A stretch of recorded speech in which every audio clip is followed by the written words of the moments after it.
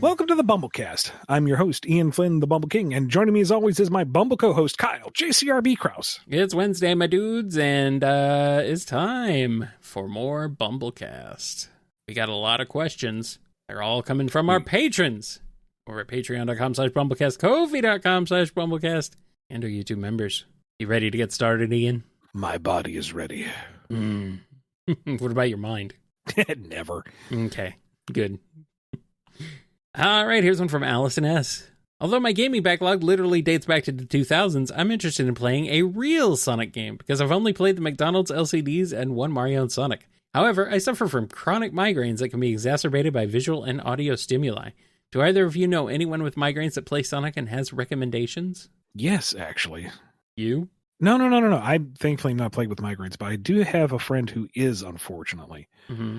And he has played Sonic in the past. It's not that he is a Sonic gamer, it's just he has played it in the past. So I don't have any personal experience with chronic migraines, but a good friend of mine does. So I reached out to him. His name is Douglas Davidson, and he runs the review site Elements of Madness. And I asked him what his personal experience was. So Douglas writes, I don't know how helpful this is, as I don't play many video games, but I do watch a lot of films, and some get tricky for photosensitive viewers. So what I do is try to plan accordingly based on what I know. If I know the film is flashy, then I'll take an abortive medication right before I start watching so that any pain is minimized. Additionally, I'll give lights on low so as to reduce the light differential in the room to reduce the impact of the strobing or flashing. Then, when the film is complete, I take a Tylenol at least 2 hours after, and then eat something with protein and loads of water.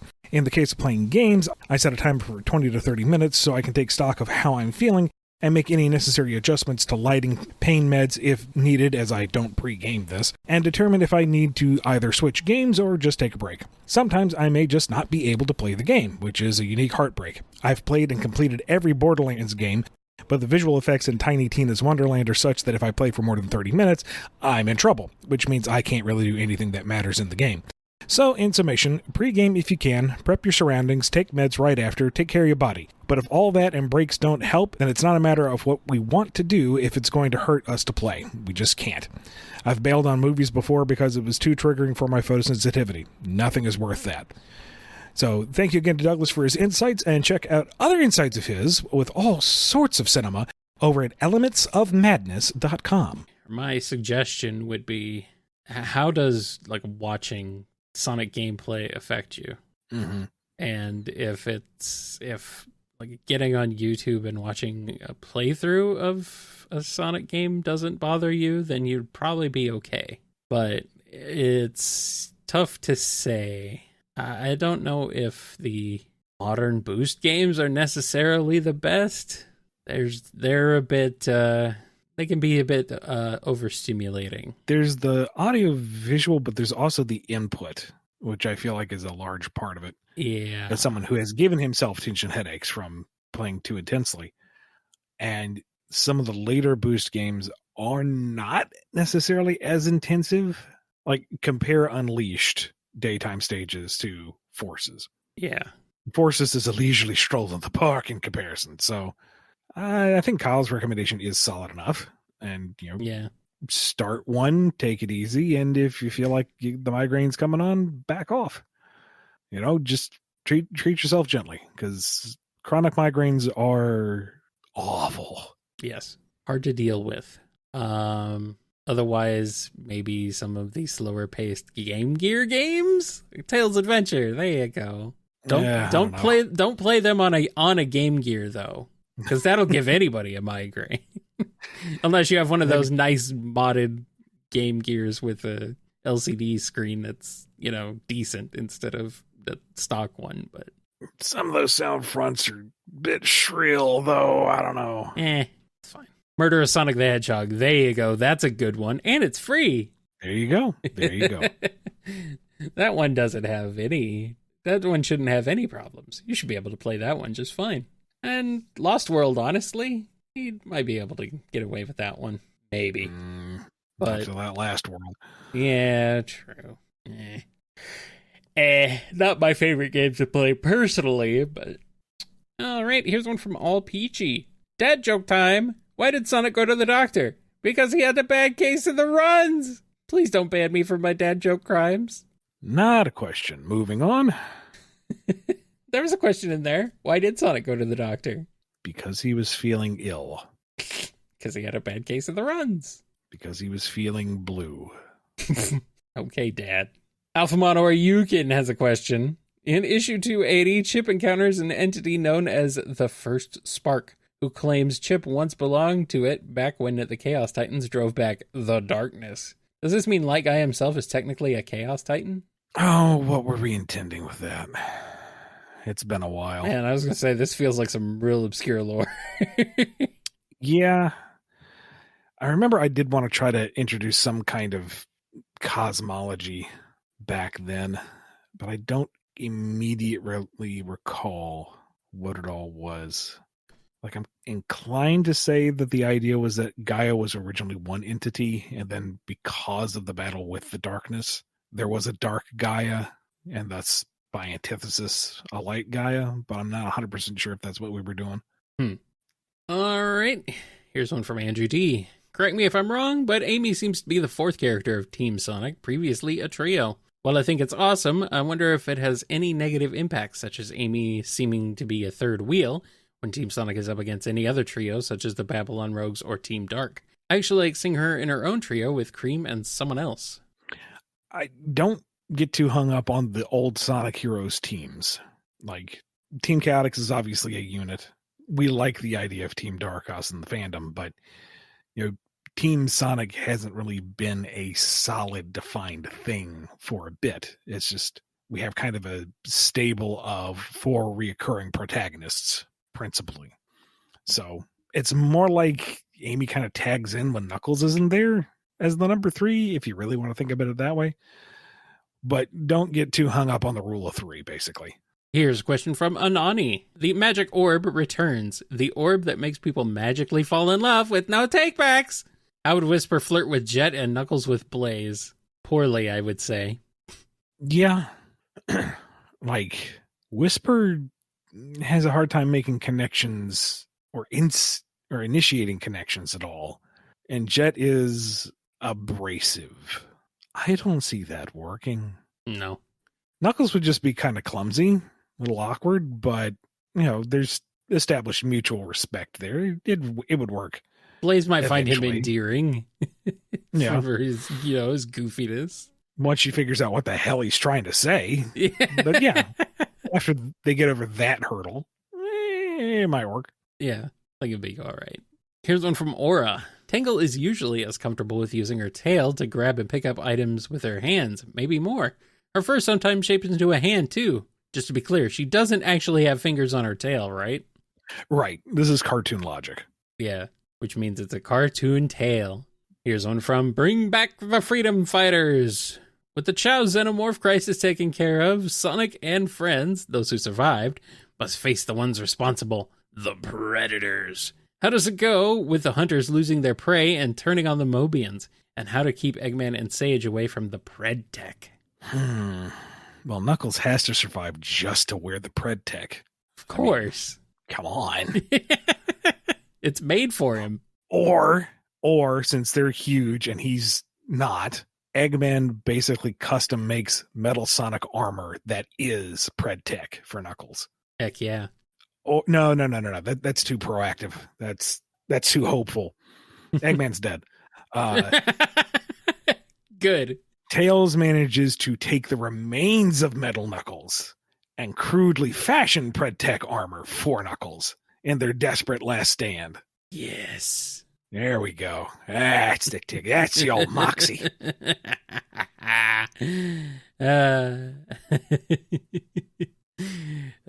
Styx versus Predator. I want to see that. Wipes the mud on her cheeks. Yep. If it bleeds, we can kill it. Yes. Omega just trundling through the forest. We're going to have some fun. Oh, yeah, we're going to have some fun. Yes.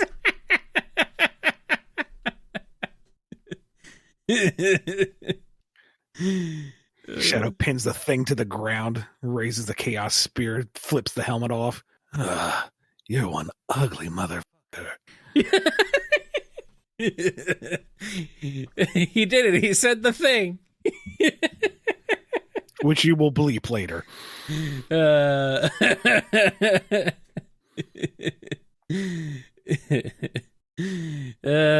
Maybe. I'll think about it. And we got a question from Buns of Flufficle. In the original Unfluffy Boyd timeline, before Silver went back and fixed the metal virus, Blaze likely still traveled to Angel Island to talk duties with Nux. Considering how many Zombots were up there and how her actions didn't stop the world from becoming a Gootopia, did she get infected too, or did she get the memo and vamoosed? That's weird, yeah. Blaze gets there, realize things are very wrong.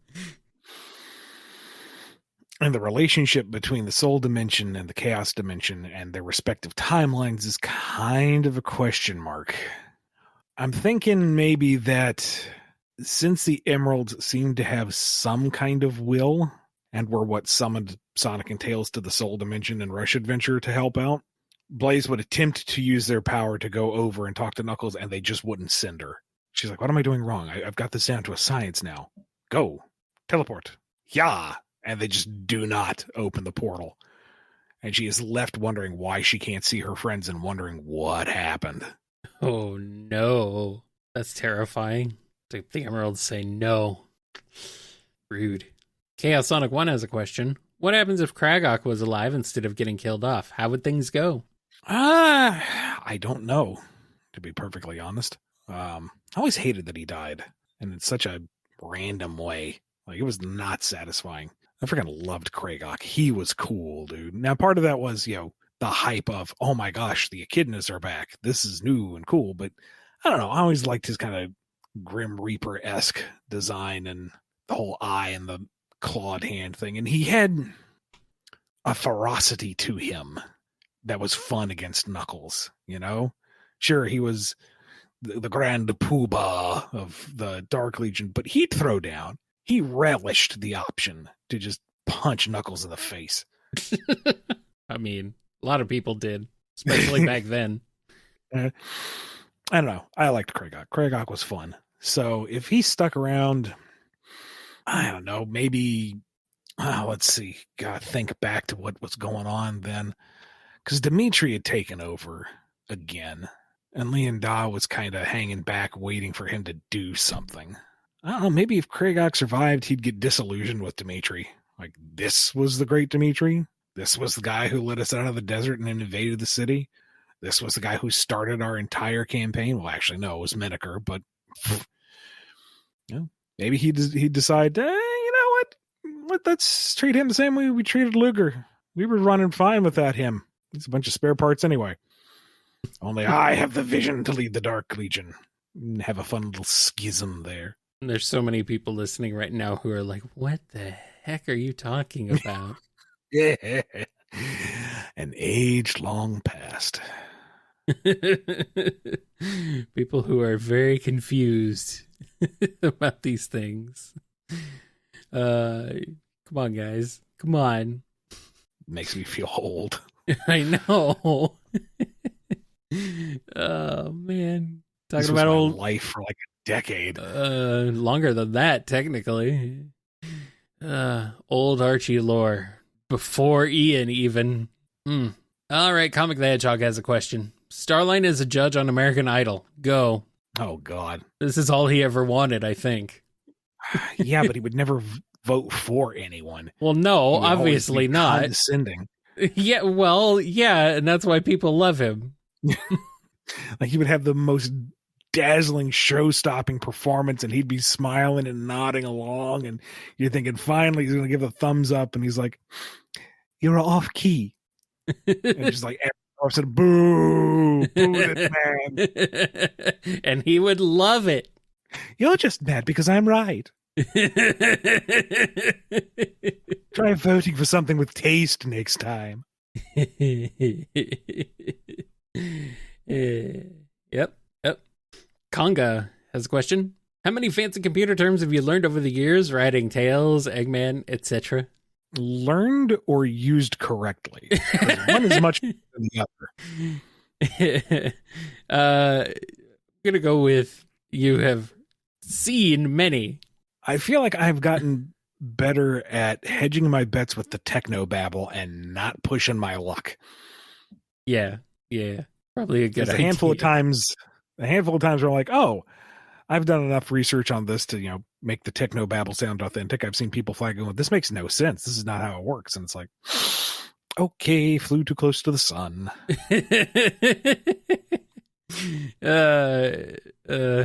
Well, it's a sci-fi futuristic-ish world, whatever. You just got to put it to the side sometimes and be like, yep, that's fine. Don't worry about it. It's okay. Yeah, it's not authentic, but that's how it works on Sonic's World. Yeah, Sonic's World's weird, so it's fine. Don't worry about it. All right, Cool Christy 1 has a question. Ever since the 90s, I thought that Tails was a girl, but after seeing Tails in Sonic X and the Sonic Adventure games, it's confirmed that Tails is a fox boy. If transgender is a thing these days, why didn't Sega tell us in the early 90s that Tails was a boy fox? I thought this was a brother-sister hobby growing up with the Sega Game Gear. Put that little monster under your bed and it will give your video game dreams at night. Now, on the one hand, the misconception that Tails was a girl is, or at least was, fairly common at the time. Yeah.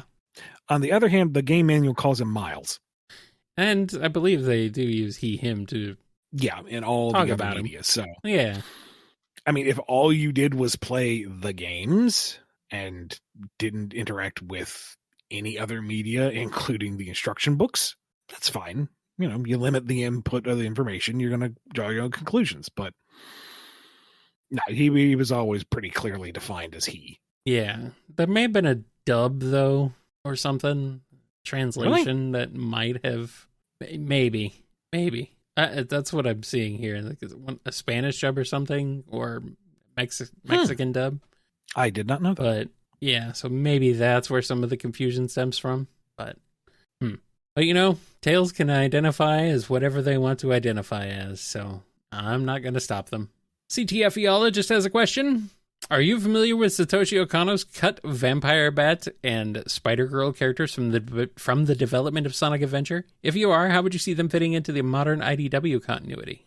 I don't believe they were cut so much as they were just early concepts, like throwing ideas at the wall to see if anything sticks. I think the Spider-Girl was on some billboards in the game, wasn't she? Very hidden asset stuff. This is yeah. like Easter eggy. Yeah, very buried to the point where you almost would never know it without digging into the game's files themselves. Still very exciting for the full art to surface all these years later. Yeah. That's awesome. I love that. And you don't really get that from a lot of franchises. That's just why Sonic is so special. As for fitting into the continuity, I don't know. Who are the characters? What are their abilities? What do they bring to the narrative? Are they part of a faction? Are they individual free agents? Are they part of a greater story? Are they just kind of the one and done guest characters? How are they being implemented? It's not just who would they be? There wasn't anything to them as far as I know, aside from those early concept pieces. So you'd have to kind of build them from the ground up. Who are they? What do they do? Why do they do it? And in that regard, there's limitless possibilities. Yeah. I think the Spider-Girl was supposed to be some kind of singer, like a pop idol or something. So that might be an interesting thing to put in IDW. We had Mina in Archie, who kind of filled a similar role, but it would be an interesting concept to have in IDW. I honestly don't know if we would be allowed to use her, though. Probably not. Like if the art was created for Sega and is owned by Sega, maybe. But I don't know how the legalities of that work out. So I don't know if they're accessible. Yeah. Well, you could find out. You are the only one who could find out, actually. And we got a question from Dawson the Dachshund, asking this one for my dad, who asks, who's faster, Sonic or the Looney Tunes Roadrunner? Who is your favorite? Yes. The answer is yes. Who do you want to win? Although I would pay a pretty penny to see the team up between Wile E. Coyote and Eggman trying to catch them both. And failing miserably, of course. Mm-hmm. This is Wile E. Coyote, super genius. I beg your pardon? This feels like an Adventures of episode. In fact, that's what most Yeah. Adventures of episodes were. Yep. Find out that Acme is just one of Eggman's shell corporations. Yeah, that would make the most sense. Man. I mean, Roadrunner's kind of broken, like compared to Sonic even. Like his abilities of breaking the laws of physics and the laws of reality is more cartoony. Which is why if you did put him in the Adventures of, I think that'd be a little more on par.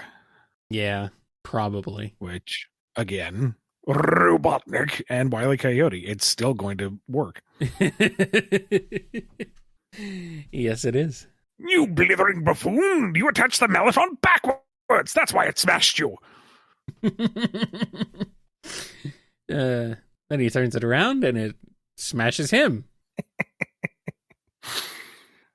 And DDR Master M has our last question before we take a break. One night, Tangle wishes upon a star that she had a twin sister, and the next morning discovers that the wish was granted, somehow. How do Tangle Whisper, Jewel, Lanolin, and the Chaotix react to this? I mean, Tangle's excited. Her wish came true. And we're just going to assume that Wrangle is, on her wavelength. It's the sister that she always wanted. Oh, there's two of them. Yeah, but Wrangle has a southern drawl because yeehaw. And Jewel is just very, very tired because she can handle one, but now there's two. And she doesn't have enough time or energy in the day to handle this. Why did this wish come true? Not the grant for the museum. No. Oh. I have two Tangles. Oof. Whisper. We'll do the lazy thing. Oh, she blushes because now there's two of her girlfriend. Shipping joke. Lanolin, pretty much in the same boat as Jewel. If they can focus, then they'll be an incredible asset because now you have two of them. If you can get them to focus. Yeah, just point them in the direction they need to go and they'll go. And the Chaotix are befuddled because the Tail Sisters are forcing them into a case to find out where Tangle got to. And they're purposefully showing up in different parts of the city, looking identical and throwing them off the case and really confusing them because that's hilarious. Victor, I'm beginning to think there's two Tangles. Don't be ridiculous. There's only one, thank heavens. Oh, no. Oh, no. Vector, I got some bad news for you, buddy. Oh, boy. On that note, I think it's time we take a quick break, and then we'll be back with more on the BumbleKast.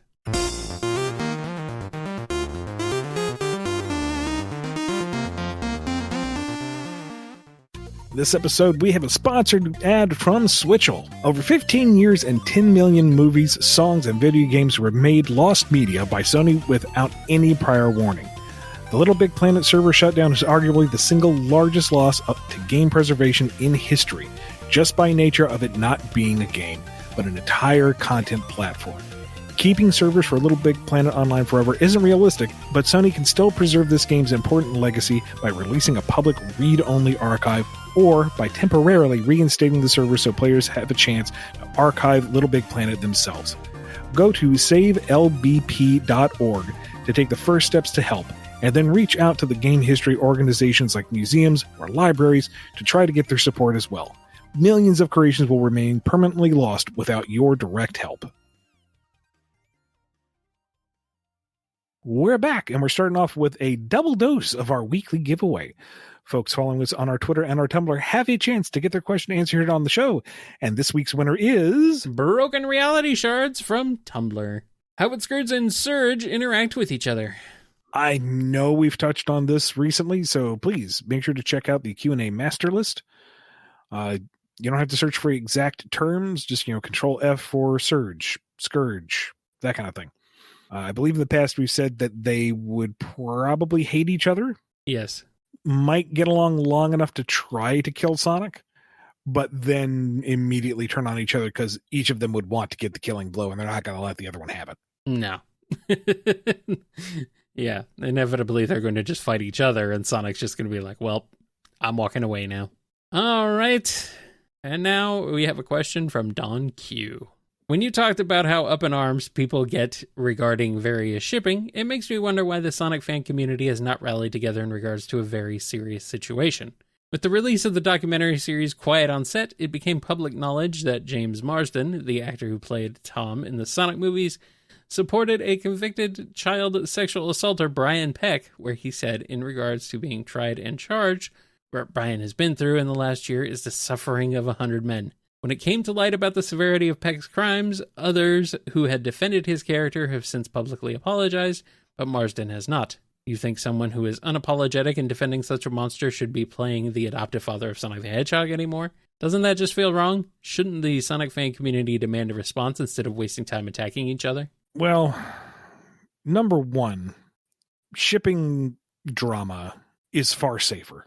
It's far simpler. It has much lower stakes, and it is much easier to access. The news about Mr. Marsden and his position on things is not known by all the fandom, because the ones who are not online or the ones who are not paying attention to movie news or various other factors may not be aware. I am generally hesitant to throw stones because I do not know what is going on with Mr. Marsden. If his silence is one of guilt and he doesn't want to publicly address this, that's a possibility. It could be that his agent or other handlers have told him not to engage and he is contractually bound to stay silent. Or it could be that he does still support Mr. Peck. I don't know, and I have no way of knowing. So before I grab my torch and pitchfork, I would prefer to know the full story. It's very easy to cast judgment without knowing everything. I'm not rushing to his defense. It's not a good look. But I'm also not going to immediately condemn because I don't have all the information. Here's a question from Double L. Given Silver's reaction to the concept of a buffet, what would his reaction be to a mukbang video, i.e. videos of eating overconsumption for fun and profit? Concerned for their health. But hey, you gotta chase that dollar. At least they're not wasting the food, they're eating it? Yeah.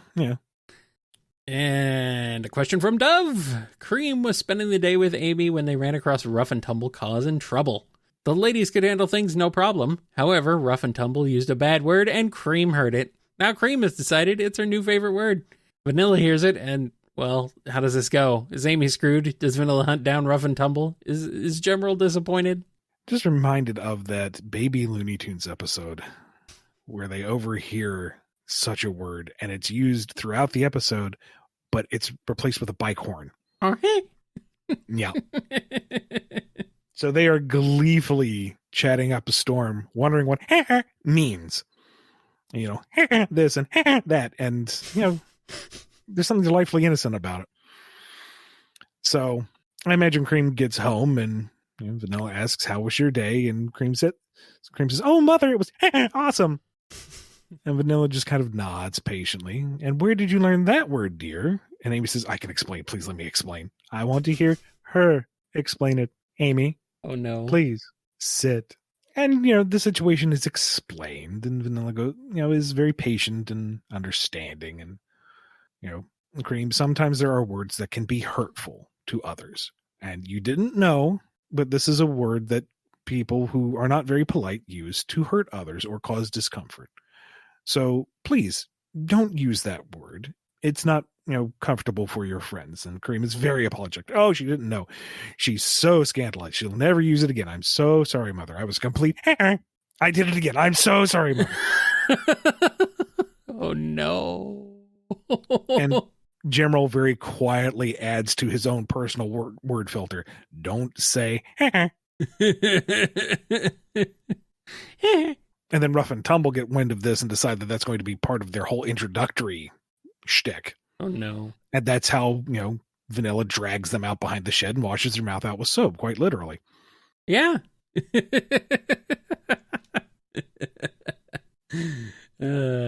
Good. At least Amy didn't get in trouble. And here's one from Emil C. If cryptids existed, can lanolin beat a chupacabra? It would be enough to make a chalupa. But And a question from Emmy. Starline Isekai time. Starline wakes up in the world of angry birds on the remote island of Piggy Island. How does he react? Does he join the birds in an attempt to take advantage of their unnatural abilities? Does he try and use the pig's construction prowess for his own benefit? Or does he just attempt to end the war between both sides and take the eggs for himself? How does it go? Well, first and foremost, he's very perturbed that he's just ahead. Okay. And what strange force is loading him into this slingshot and flinging him willy-nilly at these structures? Why is it just his head? You've seen the rest of the Angry Birds. They're nothing but, like, balls with faces, so it's just his head. Okay. Well, I mean, he's not a bird, but okay. He's got a beak. It's close enough. It's an isekai adventure. What do you want? All right. He's definitely not a pig. The third time the unseen force fails to demolish the piggy structure, Starlight's, over his horror. He's just impatient. Did no one teach you physics? Wrong angle, aim higher. Oh man, don't clip Ian saying balls with faces out of context. Or do, whichever. And ironically enough, he manages to get launched and destroy the entire structure in one shot, which all comes crashing down on him. And the isekai adventure continues. When he dies, he goes poof, just like the pigs do. Poof. And we got a question from Energy. Back on the topic of a Lego Sonic game, if you were tasked to write a story for an official Lego Sonic game, how would you go about it? Would you take the normal Lego game route and do a retelling of certain game events, like retelling Sonic 1 through 3 and Knuckles, or every mainline game? Or would you try to tell a new story set in the Lego world, like some multiverse story or just a standalone thing? Or if both, what games would you want to retell and what sort of original story would you want to do? What might be fun, and part of it is I like how Lego Sonic is the closest thing we have to Boom Sonic now. A little bit, yeah. It's tongue-in-cheek Sonic. It's still true enough to the source material, but it has fun with it. So Eggman breaks the Sonic Lego timeline, and so Sonic has to race through all of his adventures and rebuild them as fast as he can. So you get comically abridged versions of the entire Sonic library as he's literally throwing it together on the fly. Yeah. Flora L is here with a question. What was the first Sonic comic issue you two purchased? Do you still own it? My first issue was 141 of Archie Sonic. What was my first issue? I think it was Knuckles #1, the original miniseries. Really? Wow. That's later than mine. Mine was, my first subscription issue was 13. First issue I read was 9, I think, with the Pseudo Sonic. That's the one that my friend let me borrow. Didn't even know there were Sonic comics before he did that. But the first one I remember buying off a newsstand with my own money was the Sonic Spinball issue. That was like kind of tore up and wrinkled up a little bit because it had been sitting there for a really long time. Because clearly this was after my subscription had started and everything. So it was like maybe half a year to a year later than that issue came out. So it was sitting there for a while. But I bought it anyway. So. And yeah, I still have it. I have all of it. Yeah, I still have. It's not a complete library, but I have most of the Archie Sonic run. Yeah, same. Up to, I have a big gap between like 60, late 60s, 68 maybe, and going up to 160. I have a bit of a gap there. I have a few random one-off issues, but otherwise, for the most part, I do have most of the Archie run from when I was a kid, and then from starting when Ian took over, pretty much. Frozen Apple Juice has a question. The Chaotix finish a mission on Angel Island, but oh no, Heavy falls off the side. If he reaches the ocean, it could cause a tsunami. How does the rest of the team prevent disaster? Well, whoever's holding the other end of the sling ring just says, hold. Got him.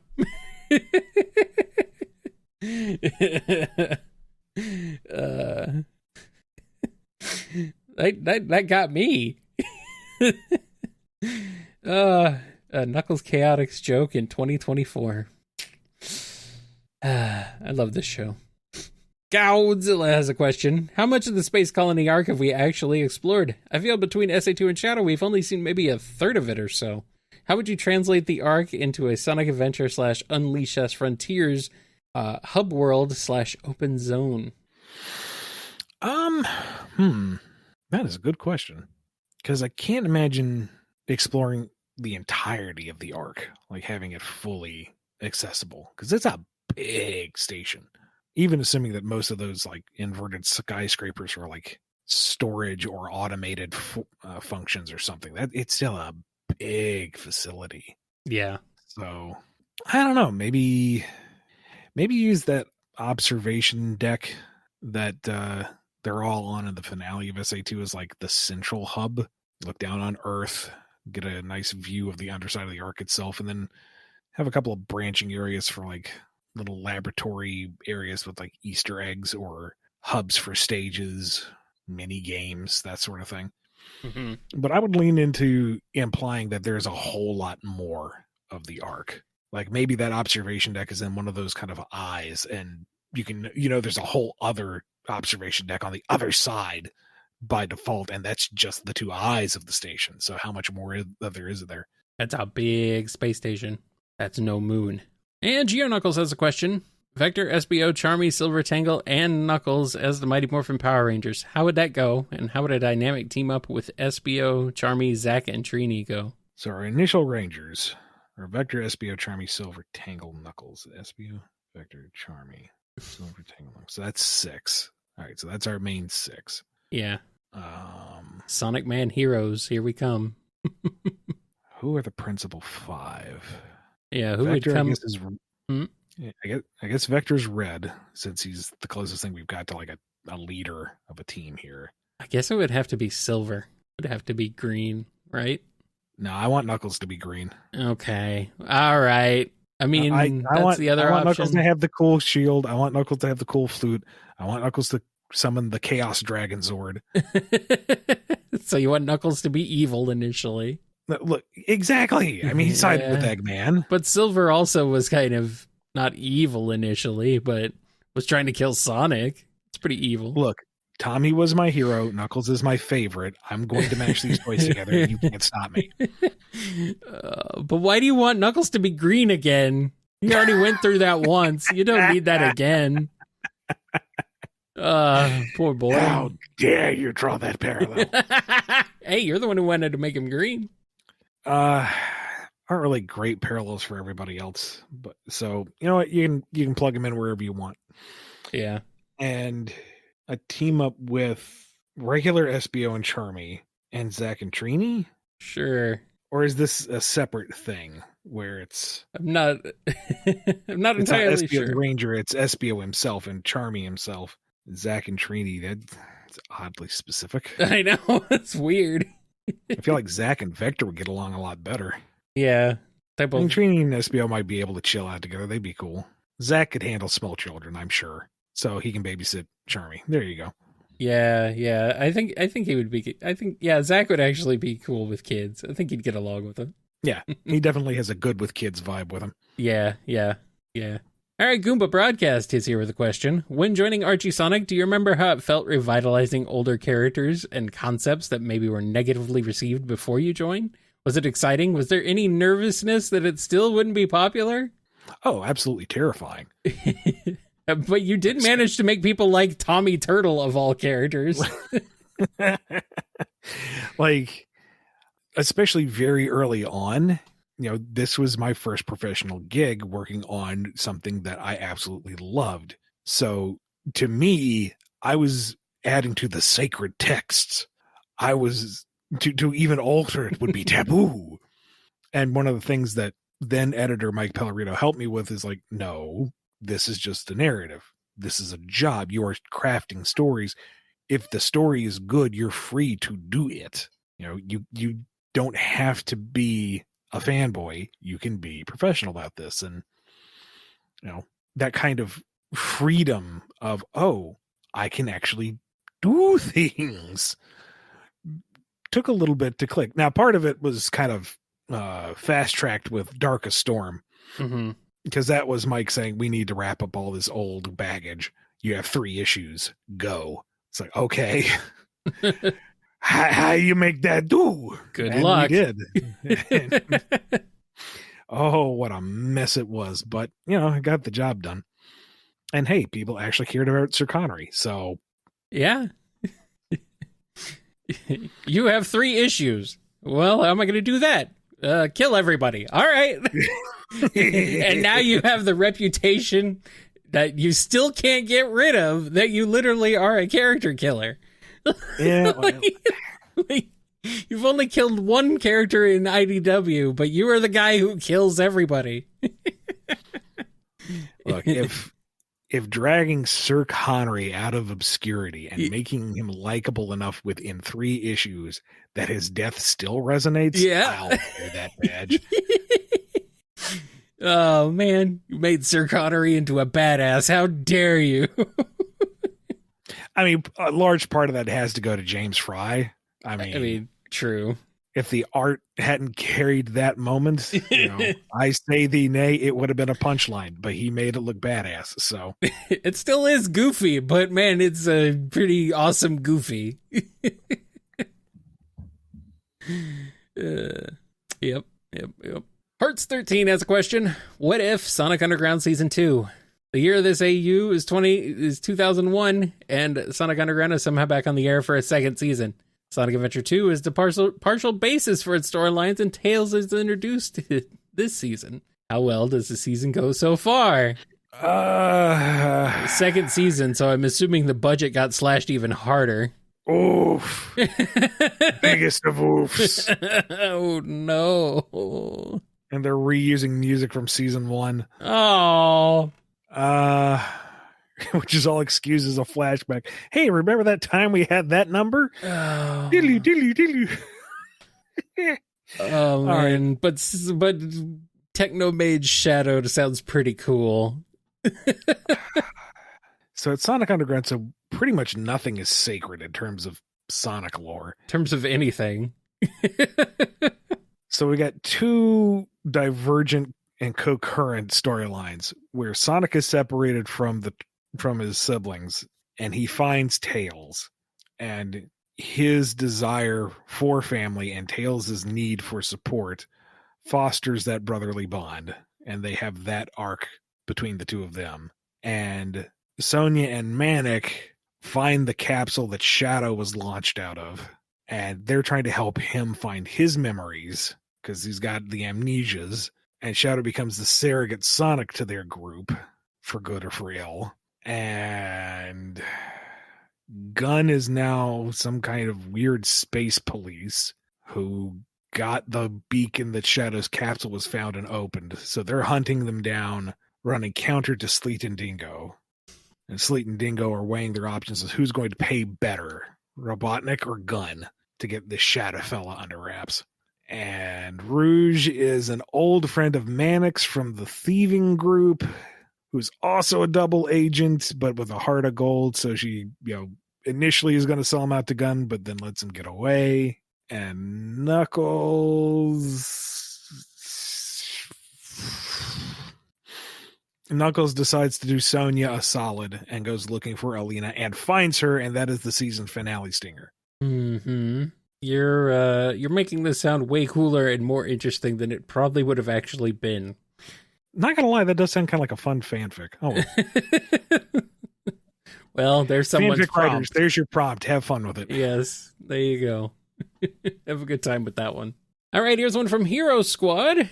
Actually, sponsoring a question from Sunny Ethnicity. What's Sonic 4's island called? What would you name it? Because I want to call it something else than Mirage Island.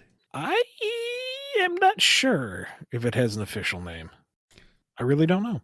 East-West Island. Well, we've got West Side, and we have South, and we have North Star. So... Eastern Island. Sure, why not? Not enough. East Mirage Island. Not enough. Mirage East Island. I don't know. Not enough Moai heads. And our last question on this episode is from Hydrix Aquatic. Stick somehow ends up on the Lost Hex. How long does it take until the Deadly Six, throw her off the continent back down to Earth? I'd like to think a long while, and that she's some kind of cryptid to them.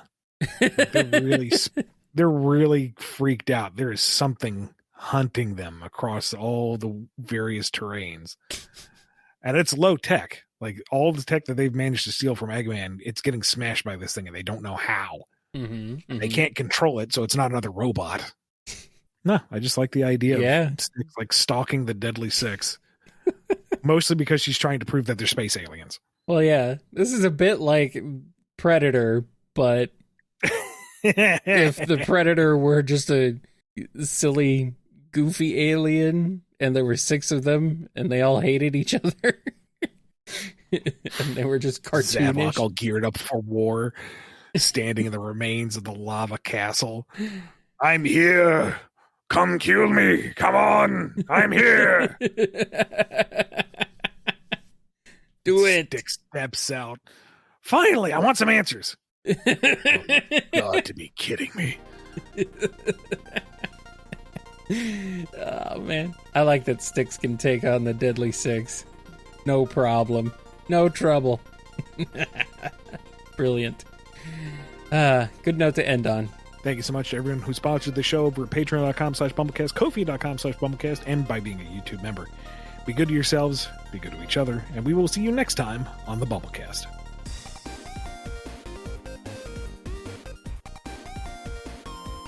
You've been listening to the BumbleKast, a co-production of Bumble King Comics and the KNGI Network. Original theme music composed by Ken Coda Snyder. Remixed intro by T-Lopes. Find out more information, along with podcast feeder links, MP3 downloads, and more at bumbleking.com and kngi.org.